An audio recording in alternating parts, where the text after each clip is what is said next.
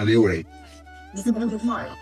നല്ല rich and flavourful ആയിട്ടുള്ള season chicken load ചെയ്തിട്ടുള്ള ഒരു ക്രീമി പാസ്തയാണ് ഇന്ന് ചെയ്യാൻ പോകുന്നത്. അതിനുവേണ്ടി ബോൺലെസ് ചിക്കൻ ആണ് എടുത്തിട്ടുള്ളത്.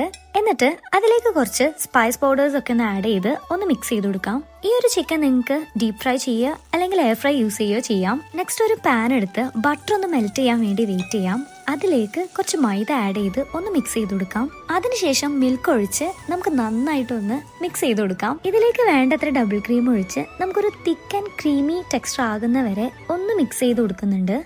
ആവശ്യത്തിന് ഉപ്പും പെപ്പർ പൗഡറും ഒക്കെ ഒന്ന് ചേർത്ത് നന്നായി വീണ്ടും ഒന്ന് മിക്സ് ചെയ്ത് കൊടുക്കാം. ഈ ഒരു സോസ് റിച്ച് ആക്കുന്നതിന് വേണ്ടിയിട്ട് കുറച്ച് സ്വീറ്റ് കോണും ഒറിഗാനോയും ഇതിൽ ഞാൻ മുഴുവനായിട്ട് ഇത് ആഡ് ചെയ്ത് കൊടുക്കുന്നില്ല, കുറച്ച് നമുക്ക് മാറ്റി വെക്കാം. എന്നിട്ട് അതിലേക്ക് കുറച്ച് ചെഡാർ ചീസും കൂടി മിക്സ് ചെയ്ത് ബ്യൂട്ടിഫുള്ളി ഒന്ന് മെൽറ്റ് ചെയ്തെടുക്കാം.